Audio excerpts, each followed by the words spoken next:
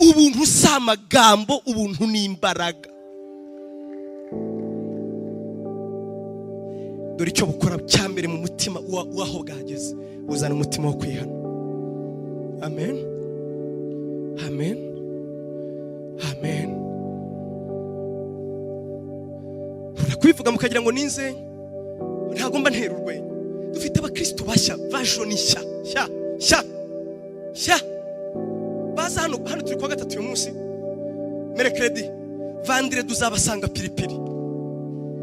Ibyo mvuga simbesha. Vendredi baba ari piripiri bacanga irangi, bakora umuti. Ibyo mvuga murabizi mwebwe. Abyina hano ntacyo biba bimutwaye, bapfe kurimba. Ndibuka rwanditse avuga ngo ngubwo babandi barukana ni bande harya, Hillsong, ngo kandi Hillsong niza ngo muzatangira munyirebere, muzaba nagiye kubyiranye ngo wenda ngo nirira ngo muzavuga ngo yararezwa n'ikiko tumuzi, wenda nzabandizwa n'ibyaha byanjye. Uzi impamvu twarahuye nyine tuvuye muri Hillsong, bamanukira hepfo gato hariya kwa Celestin, barimo babyina bafite agatama. Nje nkibaza ariko ubu buntu ni nyabaki?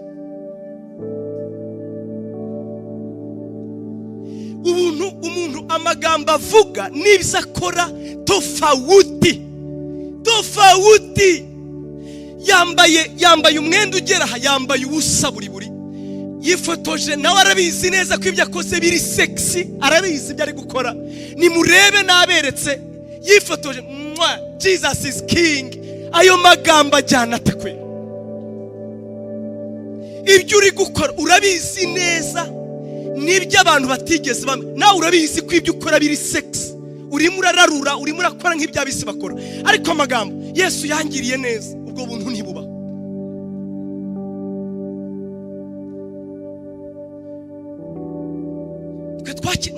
Ndabizi nanjye nkizwa. Abantu barakizwaga iwabo bagashwana, bakabirukana, bakisiga ikambiri, bakambara ubusa, bakabura kotex kubera agakiza. Na habu iyo mikirizwe ni nyabaki. Wamubaza ngo I know the grace, ntayuzi. Grace is ukwimera, grace irahindura nyabo.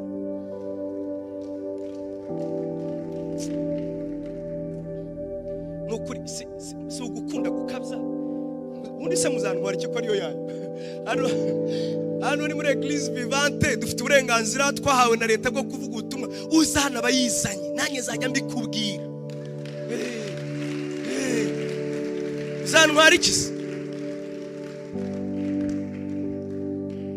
Erega batangira kutwumvisha yuko ngo niko baremwe. Nukuri kw'Imana ngo ngende umutinganyi ngo kandi ngo mbihimbaza Imana. Ceceka vuga ko bizakunaniye, uratingana. Ceceka ngo munyemere ukondi, s'il vous plaît, nta n'isoni.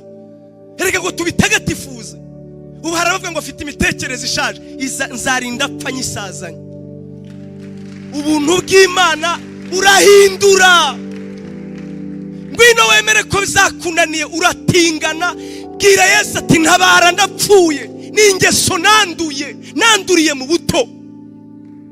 Na siyansi ubwayo nirerekana ko gutingana biri biologike. Na nubi siyansi nirabiprova. Gutingana n'ingeso za kamere, abakora ibyo ni ibizira. Rubyiruko mbabwire, gutingana ni igikorwa cyo kuramya, si igikorwa charnel. Oya, ni igikorwa spirituel. Uri muri shuka, urakora ibizira. Ngo tukwihorere rero, tuvuge ubwo si bwo buntu twigishijwe. Ubuntu burahindura, ubuntu bureza, ubuntu buravugurura, ubuntu bure mu muntu mushya. Haleluya.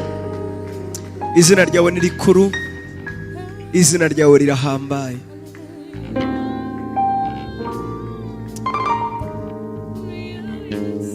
Uragahora ku ngoma Mana, uragahora ku ngoma ibihe byose, uragahora ku bihe. Ari wowe mwami w'abami, ari wowe uganje, ari wowe utegeka. Nyiri ibihe byose uragahezagirwa. Turi munsi y'ukuboko kwawe, turi munsi y'ukuganza kwawe, aho twiteguye kuganirizwa nawe, aho twiteguye kwigishwa nawe, aho twiteguye guhishurirwa nawe, aho twiteguye kumurikirwa ahatabona muri twebwe, maze umucyo wawe ukahamurika, ubwenge bw'Imana bukahaza, imbaraga z'Imana zikatubatura mu bihe byacu dusohoyemo, kugaragara kwera kwe kukaboneka muri twe. Mana yacu uri mu ijuru, ngo twigishwe nawe, turi hano ngo dutabarwe nawe, turi hano ngo tugirirwe neza nawe, turi hano gusenyagura ibyo Satani yubatse. Yesu we, ndavuga ibyo utari ukuri, ibyo Satani yubatse by'ibinyoma, ibyo Satani yubatse bitari ukuri, ibyo byose bigendera muri twe. Turi hano ngo tugazwe nawe, turi hano ngo dutegekwe nawe, turi hano ngo twubakwe nawe, turi hano ngo twigishwe nawe, turi hano Mwami ngo twe gutaha nk'uko twaje, ahubwo kubw'ubuntu bwawe ntudusezerere gutyo.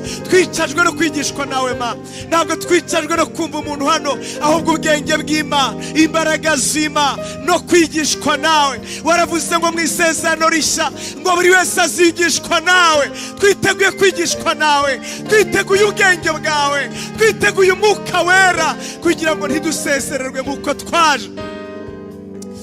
Bibiri tubwira neza ngo intwaro zacu ni iz'imbaraga, ngo kuko zikubita hasi ibinyoma, zigakubita hasi ikintu cyose cyishyire hejuru, kurwanya kumenya Imana, maze tugafata ibitekerezwa byose tukabigomorera Kristo. Turabizi neza waravuze ngo ubutumwa bwiza niba butwikiriwe abarimbuka gusa, ab'Imana y'iki gihe yahumye amaso ngo batamurikirwa n'ubucyo butumwa bwiza. Niyo mpamvu Mwami mfashe ibitekerezwa hano byose mbigomororeye Yesu, kugira ngo Mwami kumenya ndetse no guhishurirwa bizana umudendezo bibe ku bwoko bwawe. Reka kwera kubu kwawe, reka guhimbazwa kubu kwawe, reka icyubahiro kigarukire wowe.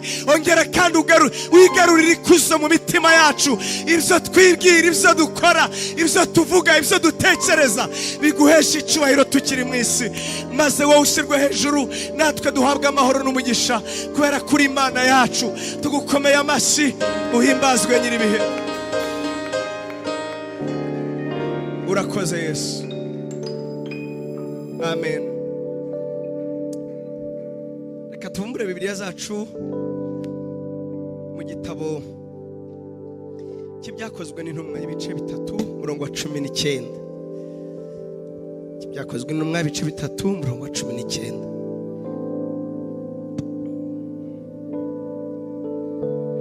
Niho twasomye n'ubushize, igitabo cy'ibyakozwe n'intumwa ibice 3 umurongo wa 19. Reka dusome. Twakiriye abashyitsi bari hagati muri twebwe, ntitwabirengagije rwose. Imana ibahe umugisha, mwakoze kuza kwitabira kubana natwe. Turagira ngo turebe niba hari umushyitsi, dutera ikuzo, tunezererwe kukubona. Urambura ikiganza cyawe gusa, twishime ko hari. Ubaye uri umushyitsi, urambura ikiganza. Imana ibahe umugisha, Imana ibahe umugisha, mwakoze kuza. Reka dusome. Nuko mwihane muhindukire, ibyaha byanyu bihanagurwe, ngo iminsi yo guhemburwa ibone ukwiza ituruka ku Mwami Imana. Itume Yesu ariwe Kristo wabatoranijwe kera, uw'ijuru rikwiriye kwakira kugeza ibihe, ibintu byose bizongera gutunganirizwa nk'uko Imana yavugiye mu kanwa k'abahanuzi bera bayo bose uhereye kera kose. Amen. Nuko mwihane muhindukire, ibyaha byanyu bihanagurwe, ngo iminsi yo guhemburwa ibone uko iza iturutse ku Mwami Imana. Amen. Nyemerera tusoreze mu magambo yanditse mu gitabo cya Luka ibice 19. Luka ibice 19 umurongo wa 41. Luka ibice 19 umurongo wa 41. Turarangiza ku murongo wa 44, nako gaparagrafe gusa. Ageze hafi abona umurwa, arawuririra ati, uyu munsi nawe iyo umenye ibyaguheshaga amahoro, ariko noneho bihishwa amaso yawe, kuko iminsi izaza ubwo abanzi bawe bazakubakaho uruzitiro, bazakugota, bazakurinda cyane impande zose, kandi bazagutsembana n'abana bawe batuye muri wowe. Ntibazagusigira ibuye rigeretse ku rindi, kuko utamenye igihe wagenderewe. Amen. Imana ishimwe, Imana ishimwe. Turimo turaganira ku magambo Imana yaduhaye muri Eglise Vivante uyu mwaka utangira, cyane ku bashyitsi. Imana yaduhaye ijambo rivuga kuri iyi umwaka wo kugendererwa n'Imana, the year of divine visitation, umwaka wo kugendererwa n'Imana. Niryo jambo tuzaganiraho uko Imana izagenda itwigisha buri ntambwe kugira ngo icyo Imana iduhaye cye kuducika. Bavandimwe, niko nibaza muri Vivante n'ahandi, ntabwo ari ukugira gusa ngo dutangirane umwaka tuvuga ngo uyu mwaka natwe witwa gutya, oya, ahubwo nibaza ko abakozi b'Imana bafata umwanya wo gusenga, bakumva aho Imana ibayoboye ikagira icyo babwira, bagafata umwanya wo kwiherera, bakabaza Imana ngo Mana, uyu mwaka n'icyo tubwira, n'icyo dushakaho. Uyu mwaka rero yaratubwiye ngo ni umwaka wo kugendererwa nayo. Amen, amen. Niba rero ari umwaka wo kugendererwa n'Imana, ngewe icyo Imana yashize ku mutima turimo tuganira ni kivuga ngo mbese igihe cyawe cyo kugendererwa kigeze wakwifata uti? Ni iki kiba iyo Imana ivuze ngo ngiye kugenderera ubwoko bwayo? Cyane ko twebwe nk'uko umwanditsi wandikiye Abaheburayo yaravuze ngo tugoswe n'igicucu cy'abahamya bangana barya. Dufite igicucu cy'abahamya benshi batuzengurutse twita intwari zo kwizera. Hari ibihumbagiza imyaka myinshi Imana yagendanyemo n'ubwoko bwayo, yagiye igenderera ubwoko bwayo ku buryo twabireberamo. Iyi ni indorerwamo, ni igitabo twajya gukonsulita ngo turebe ngo si Imana iyo yagendereraga ubwoko bwayo byagendaga gute, ni iki yasabaga bigiye kugenderera. Si ubwa mbere Imana ivuga ibwira abantu bayo ngo nzabibuka, nzabagenderera, nzabatabara, nzabakiza. Si ubwa mbere, ntabwo ari twebwe bwa mbere bibereyeho, oya, abo bose yagiye ibibabwira. Mbega icyo Imana yabasabaga n'iki? Inyifato yabo yagombaga kuba ari iyihe? Amen. Iri jambo kugendererwa n'Imana urisesenguye muri Bibiliya biravuze ngo nzagukiza, biravuze ngo nzakugenderera, biravuze ngo nzagutabara, biravuze ngo nzakuzahura, biravuze ngo nzagira gutese, nzaguha iminsi myiza, biravuze ngo nzaza kugusubiza, nzasohoza amasezerano. Ayo magambo yose asobanuye ririya jambo rivuga ngo umunsi wo kugendererwa n'Imana. Usomye iriya nkuru, Bibiliya avuga ngo nuko igihe kigeze Imana igenderera Sara, nuko Sara bizara umuhungu, ngo nuko Imana imusohoreza icyo yavuze, imusohoreza isezerano. Mu yandi magambo, yaramugendereye. Muri uko kugendererwa Sara agira ate? Asohoreza isezerano, abona icyo Imana yavuze. Bavandimwe, twarabivuze ku cyumweru, iyo Imana ivuze ngo nzakugenderera, giye gufatwa nkaho ari ngewe senga mbwiye Pastor Habakuki ngo nzakugenderera. Iyo mbimubwiye mba mutumyeho ko nzamugenderera mu mibanire yanjye, kuko twe turi abantu. Ni ukuvuga ngo uwo nzagenderera, uwo nzasura, ntabwo tuba turi kumwe. Ntabwo bivuze ko Imana ivuga ngo nzabagenderera nkaho wagira ngo Imana ntituri kumwe, Imana ntihari. Ntabwo ari cyo biba bivuze. N'ubu twaramutse kuko ariyo yaduhaye kuramuka, n'ubu turahumeka kuko ariyo yaduhaye guhumeka, n'ubu turaha kuko Imana iri aha ngaha. Iyo ivuze rero ngo nzakugenderera, ibivuga iki? Ibivuga imikorere idasanzwe itumye iza gukora icyo wari uritegerejeho. Haleluya, turi kujyana nshuti zanjye. Imana ishimwe cyane.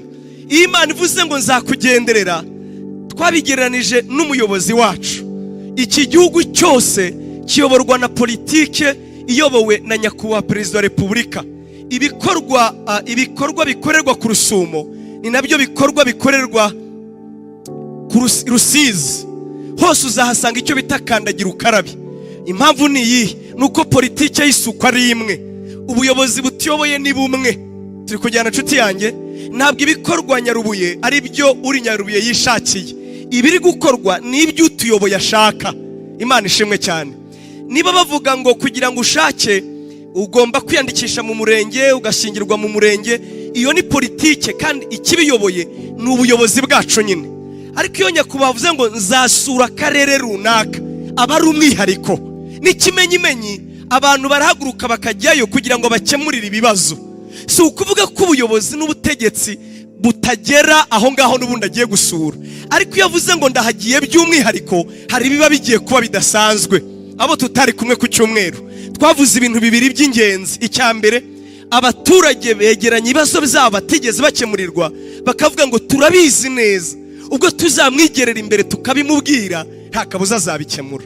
abarengaye baravuga ati nitumugera imbere azaturenganura, abambuwe ibizabo nitumugera imbere azabikemura, kandi ariko bijya bigenda. Amen.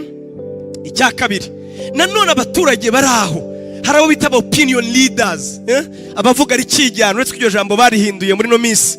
Ubundi ngiye mperuka babita ngo nabo abavuga ari kijyana mu Kinyarwanda, opinion leaders. Baregerana bakavuga ngo mbega ubwo umuyobozi azatugenderera niki tuzakora? Bakavuga ngo turahitamo umuntu umwe azatuvugire. Azatuvugira iki? Azatuvugira ibintu bibiri. Icya mbere, azadushimirira nyakubahwa ibyiza yatugejejeho. Icya kabiri, azanamubwira bimwe mu bibazo hano dufite. Icya mbere, nyakubahwa nubwo dusuye buriya hari ahantu amashanyarazi ataragera. Nyakubahwa nubwo dusuye buriya ntabwo amazi turayabona.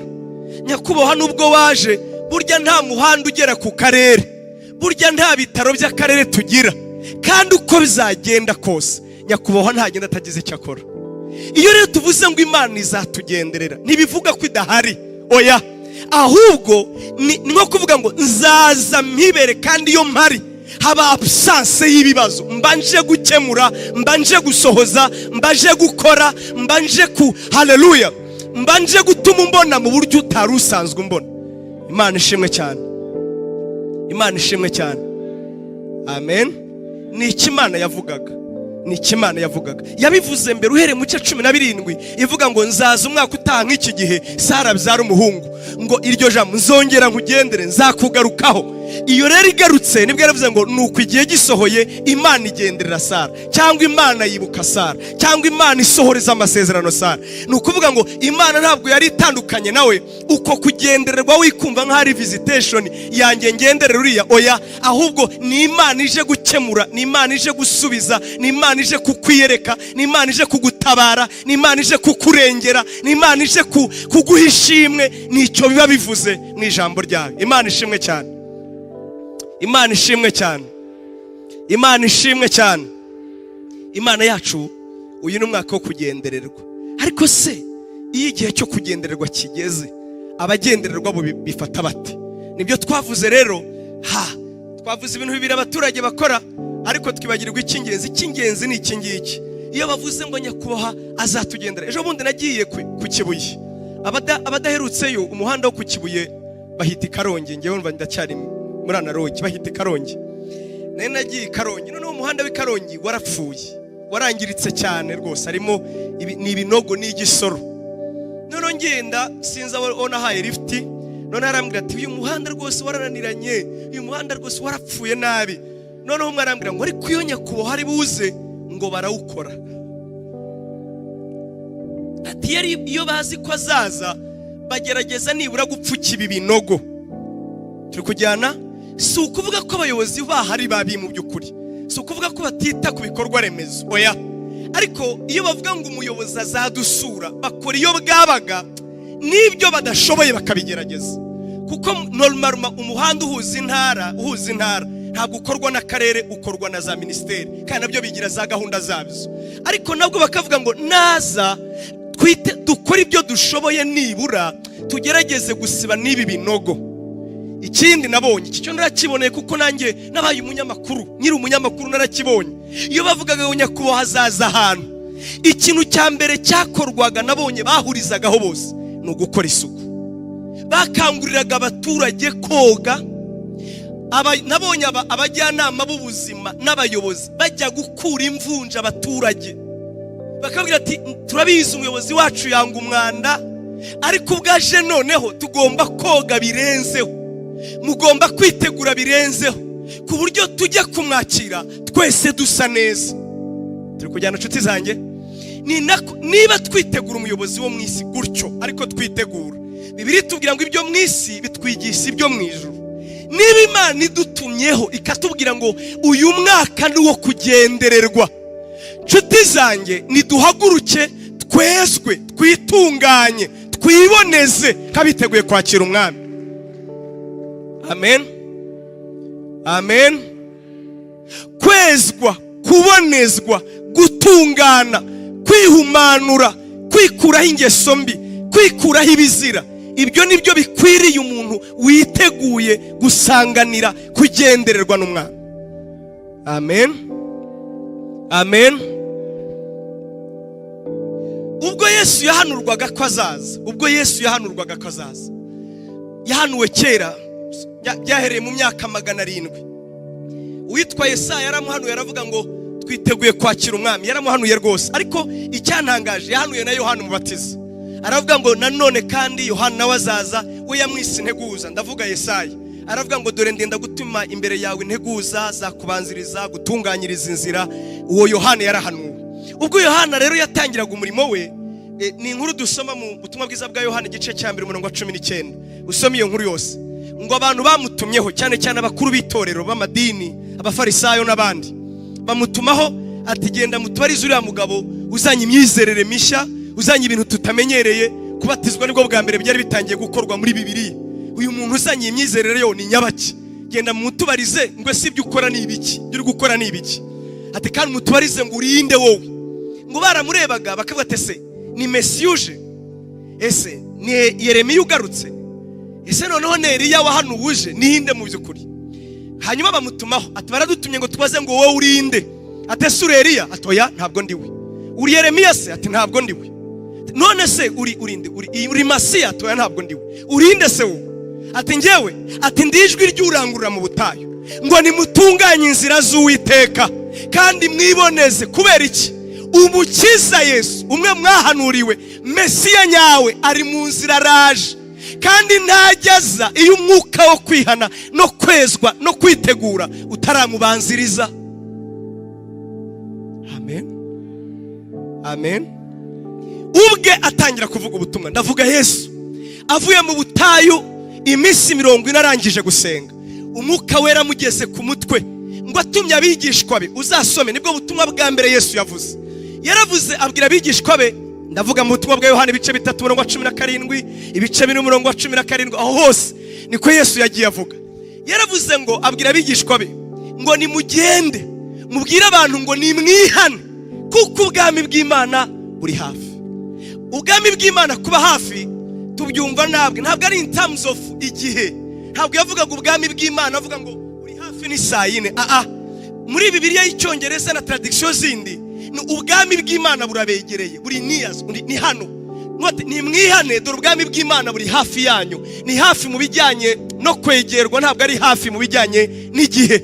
No kuba ati ngendaje kandi ubwonje, ubwo mbegereye dore icyo mbasaba. Ubwami bwaje ariko ni mwihane. Ntabwo presence y'Imana, ntabwo kugendererwa n'Imana. Iyo Imana ivuze ngo ndabagendereye inshuti zanjye, dore icyo usabwa kuruta ibindi ni ukwihana, ni uguhaguruka ukihana. Ndabizi abakunda ubuntu bareta bavuga ati none n'igihe byikuhumura, Imana ifasha gusa urataha ubyumvise neza. Imana ishimwe cyane, urataha ubyumvise neza. Ibi turi kuvuga ntitubitandukanya n'ubuntu, oya, ahubwo niko bukora. Amen.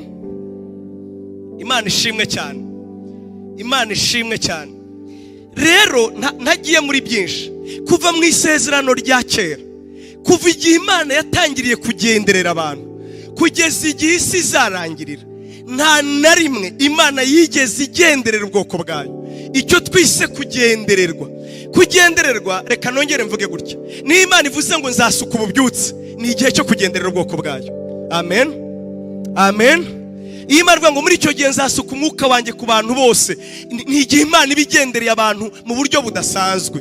Mu yandi magambo, mu gihe Imana ikiza abantu bayo, mu gihe Imana itabara abantu bayo, mu gihe Imana ibyutsa abantu bayo, igihe ubona imikorere y'Imana idasanzwe, nibyo twise kugendererwa n'Imana. Nabuze ukuntu bisobanura.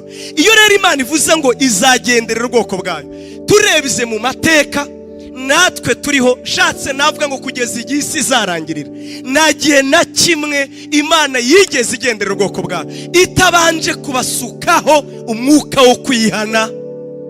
Ntibikunda. Kubera iki? Kwihana ni rwo rufunguzo Imana ifunguza umutima w'umuntu ngo ibone uko yinjira muri we iwukoreremo. Kwihana ni urufunguzo Imana yo mu ijuru ikoresha ikinguza umutima wanjye, ikingura umutima wawe kugira ngo yinjiremo ibone uko uyikoreramo. Amen.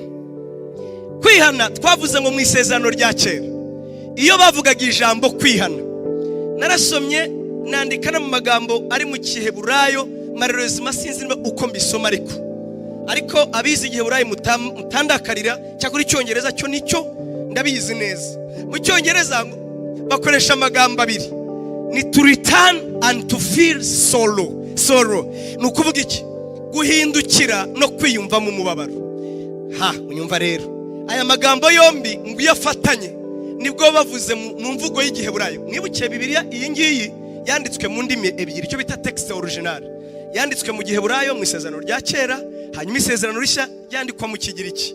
Ubwo iyo tuvuze gutyo tugira ngo twumve filozofi, imitekerereze y'abanditse uko bo batekereza. Iyo tuvuze imitekerereze, filozofi, uko abantu batekereza niko bari burya. Nibyo bikumenyesha neza icyo ijambo ryasobanuraga. Mu Giheburayo rero iyo bavugaga kwihana, bavugaga ngo byabaga bivuze ngo nuguhindukira, ngo ariko udahindukijwe n'ikindi. Ngo uhindukijwe n'umubabaro mwinshi wiyumvisemo utewe n'inzira wari urimo. Amen. Imana ivuze ngo ni wihane, twebwe kubera filozofi yacu ijambo kwihana ni ijambo ubundi babyita ni inshinga mvashinga. Iryo jambo kwihana ni inshinga iva mu nshinga y'umwimerere yitwa guhana, hanyuma tukayivanamo indi nshinga ya kabiri yitwa kwihana. Burya kwihana siyo nshinga ya mbere, oya, habanje inshinga yitwa guhana, hanyuma wowe ukaza kwihana. Ni ukuvuga iki? Twebwe rero kwihana ni ukwikoreraho igihano. Sicyo bivuze mu Kinyarwanda, ni igihano wowe wikoreyeho. Ariko turebye mu mitekerereze, muri filozofi y'Abaheburayo, ijambo kwihana cyangwa to repent cyangwa se kumva ubabaye mu mutima, byo biravuze ngo nuguhindukira. Ngo ariko uko guhindukira ubitewe n'umubabaro mwinshi wahereye imbere muri wowe abantu batareba. Noneho niba wari ufite direction ugahindukira ugafata iyi ngiyi, icyo nicyo byabaga bivuga kwihana. Amen. Kwihana sukurizwa n'amakosa urimo. Kwihana sukubabara kubera ko abantu bamenye ko wagize nabi. Kwihana sukuza hano imbere ukavuga ngo nakoze ibi. Oya. Mu mvugo ya Bibiliya kwihana nuguhindukira.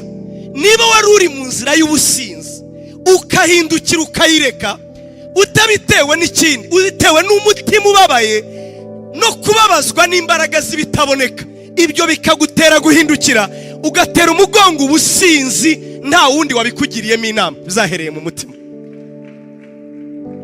Amen.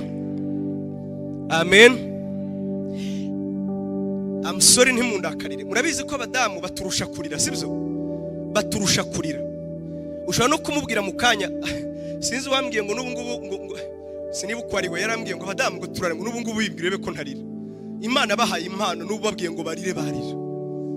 N'ikimenyimenyi mu gihe cya Yesu bari bafite akazi nkuko abahitorero ribyina mu bukwe, habago n'itorero ririra abantu bapfushije. Sinzi bamwe ari mubizi, bakabakodesha ati runaka bapfushije, ati muhamagara abarizi b'igikondo nibo barira bigatangaza, bagahamagara abarizi b'igikondo. Ntago ari nge ni Bibiliya simbeshye. Hari abantu bari bashinzwe kurira. N'ikimenyimenyi cya gihe Yesu ajya kwa Lazaro bari babakodesheje. Mwibuke Yesu avuga ngo rega ngo Lazaro ntabwo yapfuye, bahise baseka, bari batumwe n'ubundi bahise baseka ati ntabwo yapfuye. Nyine nta cyabarizaga n'itorero. Kurira rero ni ibintu bisanzwe. Sinibaza ko biryo torero habagamo abagabo, simbyibaza, nibaza ko ari ry'abadamu gusa, kuko abagabo kurira birabagora, ariko abagore kurira c'est normal. Mbivugiye iki rero? Ntabwo kwihana ari amarira. Imana ifashe, ariko tuzanongera n'igihe n'igishira.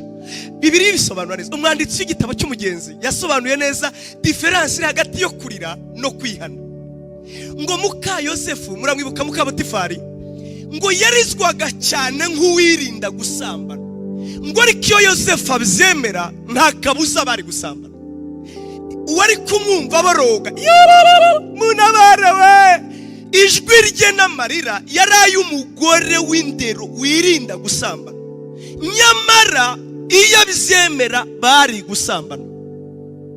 Rero ntabwo amarira no kuza imbere no kuvuga ari byo bigaragaza kwihana. Bibiliya ivuga ngo ni umutima uzinutswe, uvuga ngo singikeneye gukomeza kuri ibi, kandi ibyo ukabifatishwa umwanzuro n'umutima wuzuye agahinda abandi batareba, kandi uvuga ngo uyu mubabaro ntushobora kunyemerera ko nakongera kunywa inzoga, ko nakongera gusambana, ko nakongera gutukana, ko nakongera gukora ibi ngibi, ko nakongera kwitwa ibi. Ibyo ni byo bita kwihana. Mu isezerano rishya rero, kwihana ni iki? Ni ijambo ryoroshye. Ndabasabye nanjye mbigisha ikigiriki, ni metanoia. Ibi byo ndi sûr et certain, byo narabibo babyita metanoia. Metanoia abantu ikora yitwaga, yarimbaga muri Kristo yitwaga metanoia. Ubwo sinzi icyo bashaka kuvuga, ariko nyine biva ngo ni ukwihana. Kwihana rero mu kigiriki ni iki? Byo byabaga bivuze mu mitekerereze ngo ni uguhindura imitekerereze, change of mind. Icya kabiri, change in as man, guhindura umuntu wawe w'imbere. Icya gatatu, guhindura imitekerereze n'umutima wawe. Icyo nicyo byabaga byitwa kwihana. Amen.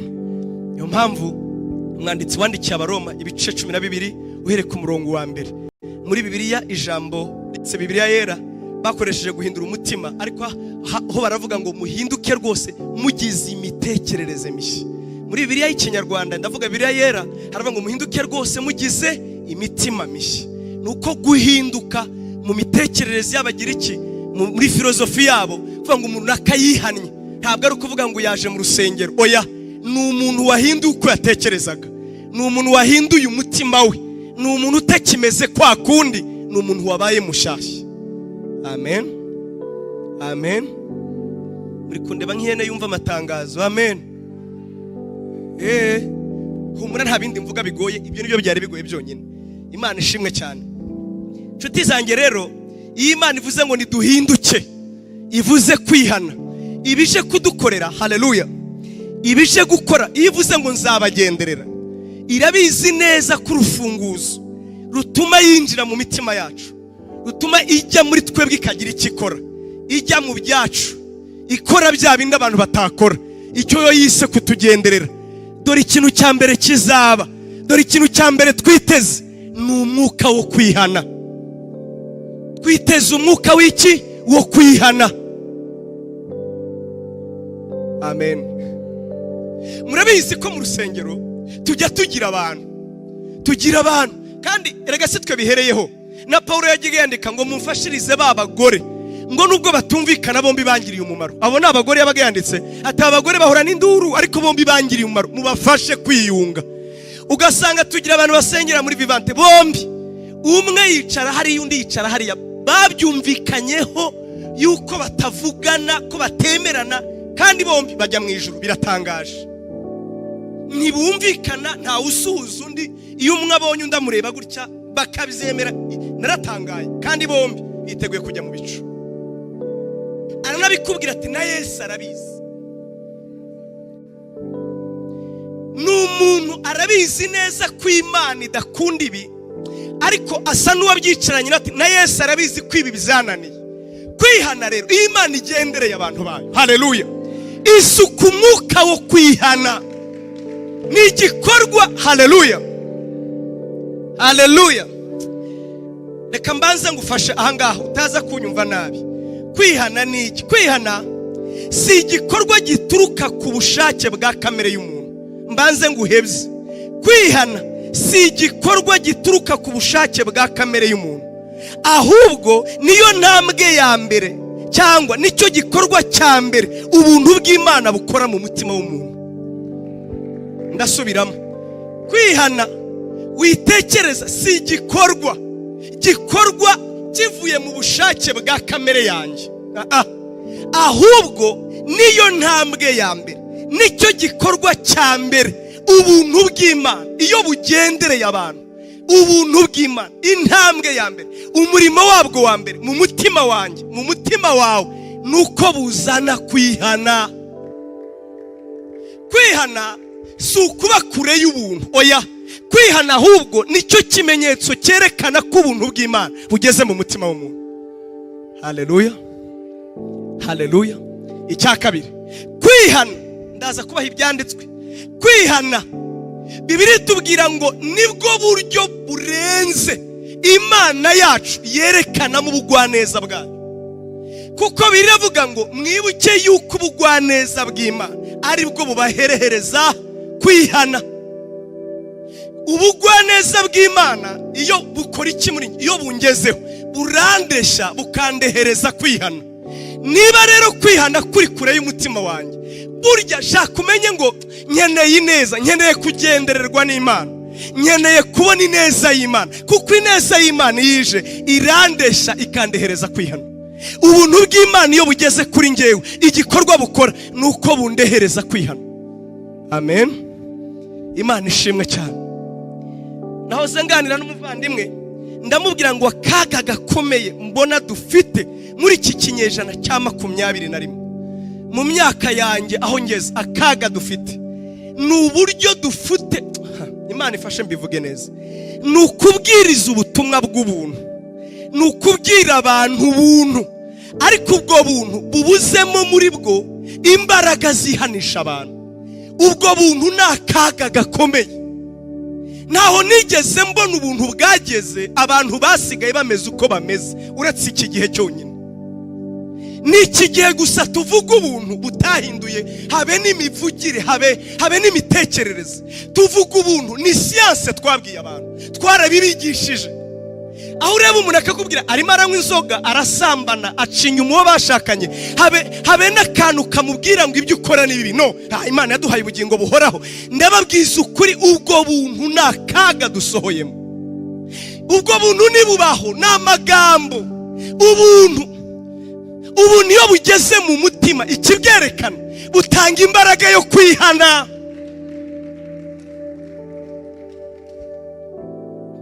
Nasomye agatabo k'umugenzi, munyemerere nkifashije amagambo y'Imana ndayakora muri Bibiliya, ariko iyi nkuru yararanejeje.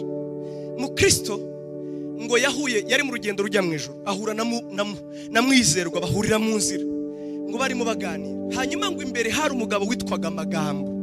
Izi ni amazina babaherezaga bashingiye kuri za personalite zabo, kugira ngo bigishe abantu uburyo dufite abakristo batandukanye mu rugendo. Magambo uyu rero akaba igitangaza.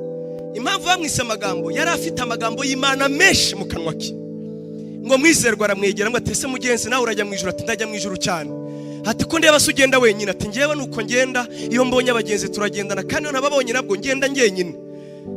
Aramubwira ati, tinejejwe nuko tugiye gusangira urugendo, reka tuganire ibidukomeza umutima. Undi aramubwira ngo urashaka ko tuganira ibyo mu isi se cyangwa ibyo mu ijuru? Undi atoya, ati, bari uhitamo. Ati, ngewe ibyo wahitamo byose, kuko icyo ushaka cyose tuganira, ndaguha ibice 100 byo muri Bibiliya bigihamya. Urumva uyu muntu mujya mvuga ngo senga nuzi Bibiliya, ariko nanjye se ndamugezaho. Niba tuvuze football, ahita abona ibice 100 bivuga football. Ibaza nawe tugiye kuvuga isi amafaranga, ahita kubonera ibyanditswe 100 bivuga ku mafaranga. Tugiye kuvuga ku bamarayika, araguha ibyanditswe 100 bivuga ku bamarayika. Yari igitangaza. Ngo Mwizerwa kibyumva ngo akuka umutima, aravuga ati, tubonye umugenzi kwera. Ngo yegera mu Kristo aramubwira ati, muvandimwe, kuva aho twakagendeye tubonye umugenzi uzadufasha urugendo rujya mu ijuru. Undi aramubwira turiya yabeshya batamuzi. Ati, kuko ngewe ndamuzi, twari duturanye. Ati, ngiye nakomotse mu mudugudu witwa Rimbukiro, atari ku mudugudu wabo witwa Muvuga Bupfu. Bavuga ubupfu, nta gakiza kaba muri bati, niko ameze. Ati, undi aramubwira ati, ko ndeba utangiye gusebanya? Ati, nukuri ko Imana sinasebanya, ndamuvuga nk'umuzi, twaraturanye. Ataba mu rugo rwe batuka izina ry'Imana twitirirwa. Ati, kubera iki? Yavuze ijambo rikomeye ngo kuko kuri we yibwira ko kubaha Imana ari ukubomboranya ururimi mu kanwa gusa. Mbega iyo asohoye amagambo avuga Imana, kuri we nibyo bita kubaha Imana. Kubaha Imana ni ukuvuga ibyanditswe. Yavuze Bibiliya kavuga amagambo y'Imana, nicyo kuri we byitwa kubaha Imana. Ati, ibyo avuga ntaho bihuriye nuko abaho. Undi aramubwira ati, ko numva wasendushaho kumwanga? Ati, reka nkubwire ikimukwereka neza, dore aho tubamenyera naha, dore igipimo rero. Uri kunyumva? Ntega amatwi. Aramubwira ngo niba ukeneye kumumenya, genda umubaze ngo mbega imbaraga z'Imana zikiza ziyerekana zite mu mutima w'umuntu? Imbaraga z'Imana zihesha umuntu gukira, iyo zigeze mu mutima w'umuntu zigaragaza zite? Iryo jambo waryumvise? Icyo kibazo kiri clear. Mwizerwa ngo aramwegera, ntiyamubajije atyo. Yaramubajije ngo mbega ubuntu bw'Imana bukiza bwiyerekana bute mu mutima w'umuntu? Mu yandi magambo, imbaraga z'Imana zikiza egale bihwanye n'ubuntu bw'Imana bukiza uko bwiyerekana mu mutima w'umuntu. Umva rero, mukristo, magambo rero wawe burya niyo wagira amagambo 100 uzayafata ariko ntahura n'ubuzima. Harimo bira ati Bobo ati mbonye ko tugiye kuganira iby'imbaraga z'igihe kizaza, n'imbaraga zikomeye ati ryambere, ati imbaraga z'Imana zikiza, ati yo zigeze mu mutima w'umuntu, ati cyambere zituma borozwa n'ibyaha. Undi ati ceceka buretse, ati ugize ngo iki? Ataborozwa n'ibyaha toya, ati ibyo ntabwo ari byo. Ati kubera iki? Ati umuntu ashobora kuborozwa n'ibyaha atari uko abizanze. Urugero yamuhaye ni rwa rundi nabahaye, ati rega Mukabotifari yaborohogaga nk'uwirinda gusambana, ati nyamara iyo bizemera yari kugira gute? Bari gusambana. Ati none ushatse kuvuga iki? Ati ahubwo iyo uvuga gutya, imbaraga z'Imana, ubuntu bw'Imana bukiza iyo bugeze mu mutima w'umuntu, iryambere bumwangisha icyaha. Undi aravuga ati se kuboroga no kwanga biratandukanye. Burya iyo umugore yahuzwe, iyo umugore atwista agahurwa, bitandukanye no kuvuga ngo uyu munsi sinshaka ibirayi. Turi kujyana nshuti zanjye, kuko umugore wahuzwe ntabwo ari byo yigira no gupfa yapfa. Hari ikinjiye muri we kimutera kuzinukwa no guhurwa. Ariko kwanga gusa, kumva bitakurimo, kuboroga gusa biratandukanye. Ubuntu bw'Imana bukiza iyo bugeze mu mutima w'umuntu, icyambere bukwangisha icyaha. Ndaramubwira ati ko numva utangiye kuntega amagambo atoya, ndagira ngo ngorore gusa ibyo uvuze. Ati cyakabiri, ati ubuntu bw'Imana bugeze mu mutima w'umuntu buguhishurira ubwiru bw'ubutumwa bwiza. Undi aramubwira ngo nicyo wakagombye kubanza uretse kuracya atari cyo neza. Aramubwira ngo hari abantu benshi bahishuriwe, guhishurirwa kwabo ngo akaba ari uko gutata umudendezo. Nyumve neza, ngo bahishura ibyo gutata umudendezo w'ibyo twizera. Hari abantu bizi Bibiliya iyi ngiyi kugira ngo bahakane ibyanditsemo. Ubu ngubu ndi gusoma igitabo cy'umuntu yanditse, yahuye n'abateisite, abantu bahakana Imana. Hari witwa Herman, arazwi cyane, w'umuteolojiye uhambaye. Hari abantu bamenye ibi kugira ngo bahakane ibyanditsemo. Ngo hari n'abantu bamenyera ibi ngo ubwenge bwabo ngo bukaba ubwenge bw'indyarya gusa. Kuko Paulo yaranditse aravuga ngo kumenya ngo kudafatanije n'urukundo gutera ubwibone gusa. Uranyumva neza? Ariko aravuga ngo hari ukumenya kwa kabiri ko nguko nguko ntabwo ari ukumenya gusa, ngo ahubwo ni uguhishurirwa amagambo y'Imana ngo bituma umutima wuyamenye uhinduka. Amen, amen. Aravuga ngo ubwenge bwa mbere rero bwo kumenya ngo bunezeza abanyamagambo gusa, ngo ariko ubwa kabiri bwo ngo bufatanye n'abahinduka bakira ubwami bw'Imana. Amen. Aramubwira ngo irya gatatu atoya ntabwo ndivuga, niba urifite rimbwira tereka ndikubwire. Ati nuko ubuntu bw'Imana iyo bugeze mu mutima w'umuntu icya burawuhindura. Kandi ibi byose byanditse ngewe, byanditse muri Tito ibice 2 umurongo wa 11. Haravuga ngo kuko ubuntu bw'Imana bukiza abantu bose bwabonetse, ngo ariko dore uko bukora, butwigisha kugenda tureka kutubaha Imana kose no kureka ingeso mbi zose, ngo budutunganiriza gutegereza ibyiringiro by'umugisha, ngo ariko kuzaboneka k'umwami wacu. Nshuti yanjye, ntabwo ubuntu buduha uburenganzira, ubuntu kumbwira ngo wagize ubuntu bw'Imana ntiwahinduka ngo use na Yesu, wakiriye formation nta buntu wamenye. Kuko ubuntu si ubumenyi, ubuntu ni imbaraga. Amen, amen. Kandi niteguye kugiza mpaka, ndasiteguye ku buryo niyo muzi, niba muzi hari n'abantu bibi, nanjye meze nk'amagamba musore, mfite ibice birenga 100 bihamya ibyo ndi kuvuga. Mfite ibice birenga 100 muri Bibiliya nanjye bihamya ibyo ndi kuvuga. Nta buntu bw'Imana buzana amagambo bubaho, ubuntu bw'Imana ni imbaraga. Ubuntu bw'Imana iyo bugeze mu muntu buramuhindura. Ubuntu bw'Imana iyo bugeze mu muntu bumutera gupfa. Ubuntu bw'Imana bumutera kwizinukwa. Kandi niyaguye ababara nkaho wagira ngo asubije Yesu ku musaraba, aratakamba ati Nyagasani mbyutsa. Niba Imana izatugenderera, ntabwo yatugendera birenze uko yatanze umwana wayo Yesu. Akeneye ko twihana tugahindukira rwose, tukava mu ngeso mbi tugasa na Yesu. naho abagabo njya mbivuga n'abapagani bararongorwa, bagura amazu, barubaka nk'uko twubaka, hari icyo batagira. Nshuti yanjye, icyama akatugenderera rwose, icyo nizera neza, azadusukaho umwuka wo kwihana. Ndabyizera neza, ndabyizera neza. Mwibuka ubuntu bw'Imana bugenderera i Yerusalemu bwa mbere ubuntu bw'Imana bugenderera abantu. Murabyibuka nshuti zanjye, ngo Petero arahaguruka, ngo babonye abantu bavuga ku ndimi, ngo nta nubwo yigeze abwira abantu ibyahareka da, baravuga ati abantu basinzihira, ngo babura ukuntu bavuga, ngo batangiye kubona abantu bavuga igipariti, abandi bavugaga n'ururimi rwo muri hano muri za Libya, Ikurene muri Libya, ngo basanga bavuga ikinyakurene, ngo barimo bavuga ururimi rw'ahantu batigeze bagira ati aba bantu ko batize tubizi, ko iwaba ari mu cyaro tubizi, izi ndimi bazikuye he? Ngo mu gihe batangaraga, Petero arahaguruka, ngo babuze ukuntu babivuga, buryo umuntu avangiwe ararema ati basinze wana, undi ati shesha wasinze nawe ukavuga igifaransa. Uretse icyejo bundi numvise gihimbye gishyashya, murakizi? Je suis je t'aime. Je suis je t'aime. Je suis pour toi je t'aime. Murakizi yo ifaransa? Gisobanura ngo iki? Gusuzanya bya kivandimwe. Oui. Ndabona pastor andeba nkuta, ni wowe wenyine utakizi pastor. Je suis pourquoi je t'aime. Hanyuma bisobanuye iki? Gusuzanya bya kivandimwe. Aha, rero uretse ibyo ngibyo mu by'ukuri bavuze igifaransa cyiza, tujye mu mvugo y'ubu bavuze icyongereza cyiza, abantu baratangara, baranje biba ubwabo bibacanze, ngo biha conclusion yo kwiha amahoro, tibasinze.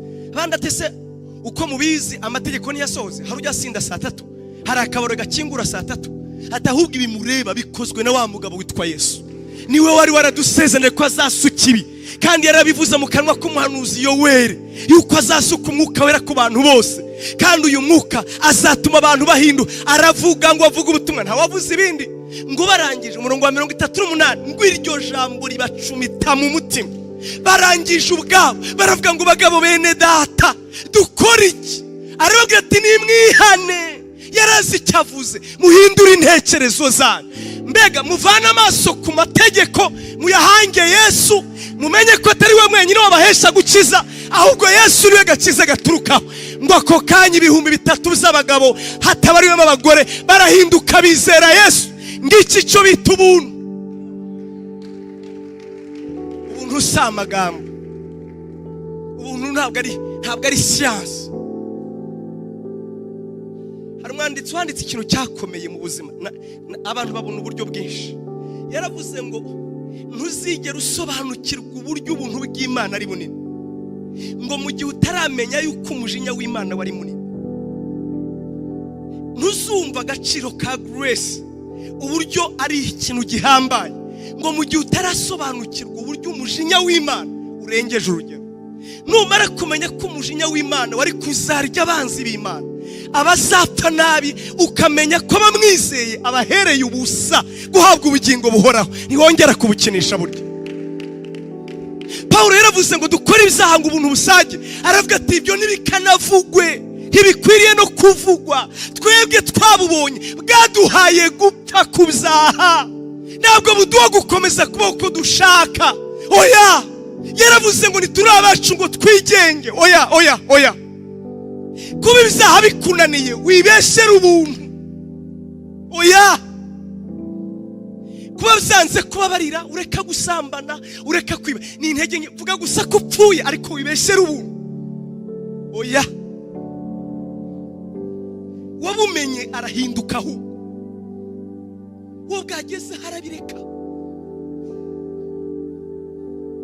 Nanjye sinzabibeshyera, ntimukabeshyere ukuri, nimara gukora ibibi ntimugashikamize ibinyoma byanyu ukuri. Oya, turahinduka rwose, ubuntu buraduhindura rwose. Imana ishimwe cyane. Maze iminsi nigisha bashakanye muri no minsi, reka mbabwire ni conclusion nabonye. Ingorane ya mbere itumye ingo zacu zipfa ni kamere yacu. Icyo nicyo cyambere, kwikunda kwacu, kutanyurwa kwacu, twe gushaka. Icya kabiri cyakora cyo nacyo kirakomeye, no kutamenya. ariko kutamenya mbiha pourcentage nke. None se ni iki gite ubu ni iki umugore wanjye yankorera gituma muca inyuma? Ni kamere yanjye, nta kindi nicyo. Nta mpamvu yo gushaka kamere irampemuje gusa, nta kindi. Kwikunda, kutababarira kwanjye nta kindi, kutihangana kwanjye si uko ari mubi ku buryo njye nta kwihangana. Kamere yacu. Niyo mpamvu no mu nsengero izi ngisi turimo n'ingo zirasenyuka. Kubera iki? Ubuntu bw'Imana nta mbaraga bugira mu mitima yacu, n'akanwa gusa, ni ukuririmba gusa. Inganzo yaregutse. Imana itubabarire. Dusinga ingo se dute? Tuzishinga dute? Ko byose aba ari imibare iri aho ngaho. Ni urukundo ugira ngo akora muri banki, wamubonye afite akamodoka iriya kompresa niye, ni imibare iri aho ngaho ngo ingo zizaba nzima. Zihese twarapfuye, ntituriho, nta buzima. Niba Imana izatugendera, kwizera kwanjye nguko izasuka umwuka wo kwihana, izasuka umwuka wo kwihana. Imitima yacu igomba guhinduka.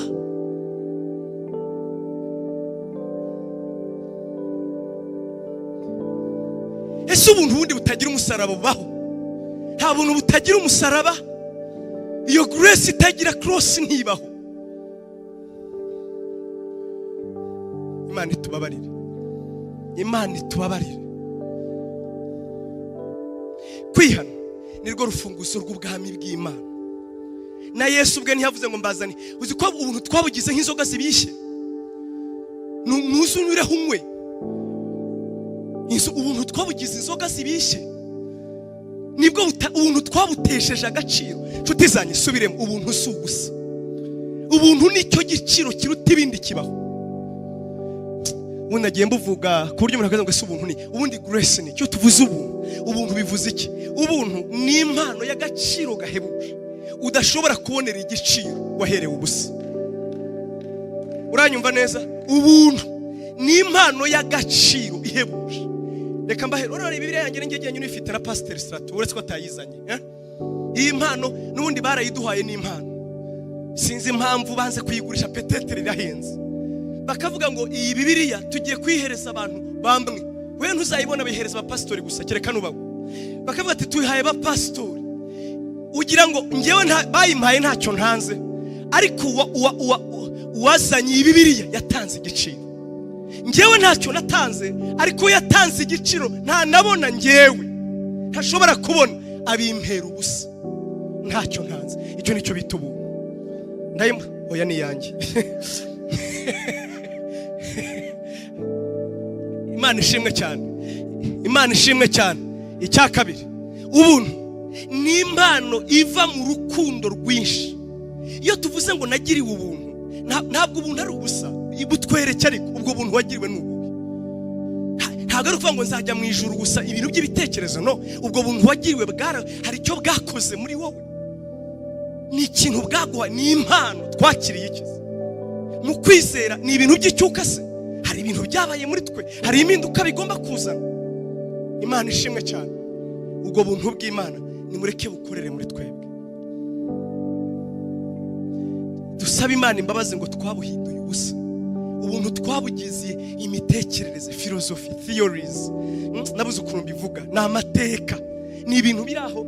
Urabona hari igihe abana tubahereza gufata ibyanditswe mu mutwe, akaza hano Uwiteka niwe mwungeri wanjye sinzakena, akanyamisha bwatsi bubisi. Ni umwana nyine, ni za recitation. Ni recitation kandi nta kosa afite, nicyo ari gukora. Ariko ubuntu ni imbaraga, ni power. Niyo mpamvu Paul yavuze ngo ubutumwa bwiza ni imbaraga y'Imana ihesha uwizera gukizwa, uhereye ku Muyuda ukageza ku Mugiriki. Ni imbaraga. None niba twarakiriye ubuntu bwa teori tukabura imbaraga, ntacyo bitumariye. Niko kaga ko mu minsi y'imperuka. Wandikire marayika w'itorero ry'Laodikiya uti dore ufite urufunguzo wa wundi wa mbere n'uw'imperuka, aravuga aya magambo ati nzi imirimo yawe yuko udakonje kandi ntubire, uzi ko uri umutunzi nyamara uri umutindi wo kubabarirwa, uzi ko uri umunyembaraga ariwe munyantege nke urenza abandi. Kubera iki? connaissance yose turayifite. Ubumenyi uhereye ku bitabo byanditswe muri 300, urumva byanditswe nandese na origime cyangwa se sinzi babandi banditse kera, turabifite. N'ibyanditswe ejo turabifite, turabahanga, turabifite kuri soft. Ushaka kumenya ikintu si ngombwa ngo ugisabane nacyo, ujya kuri Google ikabiguha. Nyamara mu mitima zero, ubuntu s'amagambo, ubuntu n'imbaraga. Dore icyo bukora cyambere mu mutima waho bwageze, uzana umutima wo kwihana. Amen, amen, amen. Kwivuga mukagira ngo ninze, ntago mba ntera urwenya. Dufite abakristo bashya, version nshya. Baza hano turi kwa gatatu uyu munsi, mercredi, vendredi uzabasanga piripiri. Ibyo mvuga simbesha. Vendredi baba ari piripiri bacanga irangi, bakora umuti. Ibyo mvuga murabihizi mwebwe. Abyina hano ntacyo biba bimutwaye, bapfe kurimba. Ndibuka rwanditse avuga ngo ngubwo babandi barukano nibande harya Hillsong, ngo kandi Hillsong niza ngubwo muzatangira munyirebere, muzaba nagiye kubyina nge ngwenda ngubwo nirira ngo muzavuga ngo yararezwa n'ikiko tumuzi, wenda nzaba ndizwa n'ibyaha byanjye. Uzi impamvu twarahuye nyine tuvuye muri Hillsong, bamanukira hepfo gato hariya kwa Celestin, barimo babyina bafite agatama. Nge nkibaza ariko ubu buntu ni nyabaki? Umuntu amagambo avuga n'ibyo akora tofauti. Yambaye umwenda ugera aha, yambaye ubusa buri. Yifotoje nawe arabizi neza ko ibyo akoze biri sexy, arabizi ibyo ari gukora. Nimurebe naberetse yifotoje, Jesus is king. Ayo magambo ajyana atekwe. Ibyo uri gukora urabizi neza, nibyo abantu batigeze bamwe. Nawe urabizi ko ibyo ukora biri sexy, urimo urararura, urimo urakora nk'ibyabisi bakora. Ariko amagambo Yesu yangiriye neza, ubwo buntu ntibuba.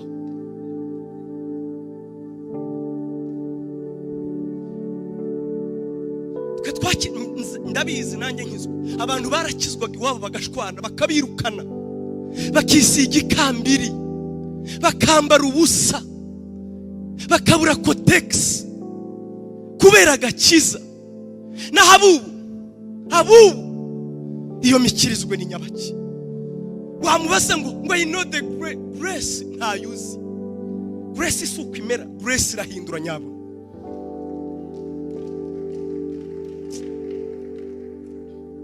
Nukuri si ugukunda gukabya. Undi se muzantwara iki ko ariyo yayo. Hano ni muri Eglise Vivante dufite uburenganzira twahawe na leta bwo kuvuga ubutumwa. Uzana bayizanye, nanjye zajya mbikubwira. Uzantwara iki? Erega batangira kutwumvisha yuko ngo niko baremwe. Nukuri kw'Imana ngo ngende umutinganyi ngo kandi ngo mpimbaza Imana. Ceceka vuga ko bizakunaniye, uratingana. Ceceka ngo munyemere ukondi, s'il vous plaît, nta n'isoni. Erega ngo tubitagatifuze. Ubu haravuga ngo afite imitekerereze ishaje, nzarinda apfa nyisazanye. Ubuntu bw'Imana burahindura. Ngwino wemere ko bizakunaniye, uratingana. Bwira Yesu ati ntabara ndapfuye, n'ingeso nanduriye mu buto. Na siyansi ubwayo nirerekana ko gutingana biri biologike. Na nubi siyansi nirabiprova. Gutingana n'ingeso za kamere, abakora ivyo ni ibizira. Rubyiruko mbabwire, gutingana ni igikorwa cyo kuramya, si igikorwa charnel. Oya, ni igikorwa spirituel. Uri muri shuka, urakora ibizira. Ngo tukwihorere rero, muri tuvu ubwo sibwo buntu twigishijwe. Ubuntu burahindura, ubuntu bureza, ubuntu buravugurura,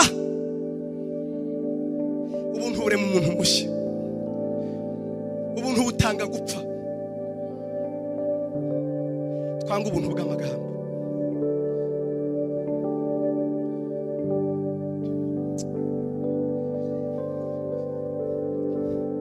Rata mwakoze kuza, Imana ibahe umugisha. mureke dufatanye, duhaguruke turwanye ikibi. Tuhaguruke turwanye ikibi.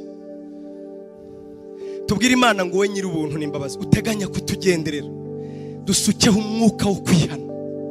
Ubuntu bwawe utugenderere muri ubu buryo, dusukeho umwuka wo kwihana. Ngwino utsinde imitima yacu, wowe uzatugenderera muri uyu mwaka. Eglise vivante, ndabizi uzakingura utugenderere, dusukeho umwuka wo kwihana. Ndasaba Imana imbaraga zitwangisha icyaha, imbaraga ziduha gupfa. Urwo iyo niyo grace, ubwo nibwo buntu. Byashoboka ko twakundana tugakora ubukwe tudasambanye, byashoboka. Ntibiri muri kamere yacu, sinakimana idusaba, nicyo ubuntu bw'Imana bukora muri twebwe. Naho mwebwe murashaka ngo tubemere ngo muri Amerika niko bigenda, ngo abantu babana ngo nta kibazo, ngo bakazakora ubukwe nyuma. Siko Bibiliya ivuga. Ubuntu bw'Imana buduha kwera. Muri kamere ntibirimo, ariko mu buntu bw'Imana birimo. Muri kamere yanjye ntibirimo, mu buntu bw'Imana birimo. Hari cyaba ari igihe cyo kugenderera. Pastor dusengere. Ndasaba Imana ngo dusukeho umwuka wo kwihana. Ubuntu bw'Imana nuko bukora.